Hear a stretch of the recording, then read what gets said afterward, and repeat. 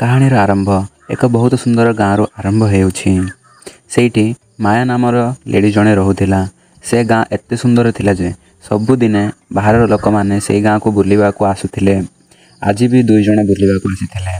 ମାୟା ସକାଳୁ ହେଉ ନିଜର କାମ କରିବାରେ ଲାଗିଯାଉଥିଲା। ପୂଜା କରିବାରେ ଲାଗିଛି। ସେଇଠି ଜଣେ ଯୁବକ ଆସିଯାଉଛି। ସେଇ ଯୁବକର ନାମ ସିମୁ ଥିଲା। ମାୟା ଉପରେ ତାର ଖରାପ ନଜର ଥିଲା। ମାୟାକୁ ସିମୁ ପସନ୍ଦ ନଥିଲା। ସେଥିପାଇଁ ସିଏ ତାଠୁ ଦୂରେଇକି ରହୁଥିଲା। ପ୍ରାର୍ଥନା ସରିଲା ପରେ ମାୟା ନଦୀ କୂଳକୁ ଗଲା। ସେଇଠିକି ଯାଇ କପଡ଼ା ଧୋଇବାରେ ଲାଗିଲା। ସେତିକି ବେଳେ ଦୁଇ ଜଣ ଯୁବକ ଯୁବତୀ ଆସି ମାୟାକୁ କାଳି ପାହାଡ଼ିର ରାସ୍ତା ପଚାରୁଛନ୍ତି। ମାୟା ତାଙ୍କୁ କାଳି ପାହାଡ଼ିର ରାସ୍ତା କହି ଚାଲୁଥିଲା।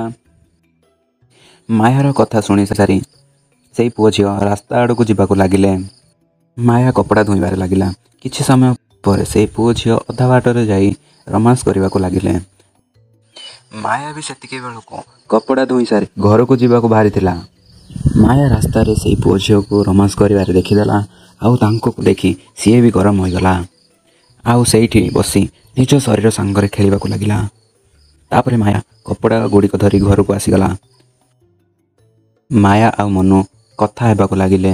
ମାୟାର ସ୍ୱାମୀ ବହୁତ ଟେନସନରେ ରହୁଥିଲା। ଡାକ୍ତର ତାକୁ କହିଥିଲା ଥେରାପି ନେବାକୁ।